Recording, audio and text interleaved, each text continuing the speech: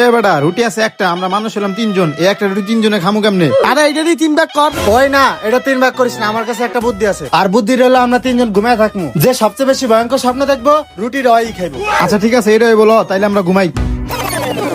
10 minute পর ওরা সবাই ঘুমাই গেছে, আমি এই ফাঁকে উঠে রুটিটা খাইয়া ফেলাই। যাক, রুটি খাওয়া শেষ, এখন আবার ঘুমায়া যাই। 3 ঘন্টা পর।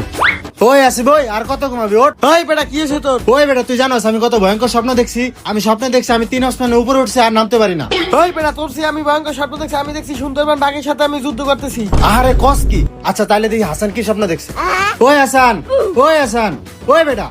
কিরে হেই বেটা, ডাকাটাই করতেছস, আর একটু ঘুমাইতে দে। ওই বেটা ঘুম পর আগে কি স্বপ্ন দেখছ? রে ভাই, স্বপ্নের কথা আর কি কমু, আমি কঠিন একটা ভয়ঙ্কর স্বপ্ন দেখছি রে। কি স্বপ্ন দেখছো ক? ভাই আমি স্বপ্ন দেখছি বিশাল বড় একটা দানব একটা লাঠি নিয়ে আইয়া আমারে কইতাছে, হাসান তুই চালু করে রুটি খা, নাইলে তোরে বাইরে মেরে এলাম। আমি তো ভয় ভাই ঘুমে থেকে উঠে রুটি খেয়ে লাইছি। কি রুটি খেয়ে লাইছস? হালার বলা দানব যখন তোর রুটি খেতে গেছে আমাকে ডাক দিবি না? ভাই আমি তোকে 2 জনের অনেক ডাক দিছি, কিন্তু তুই হইলো 3 আসমানের উপরে ছিলি আর ও হইলো বাঘের লগে যুদ্ধ করতেছিল, তাই তোর আইতে পারস নাই।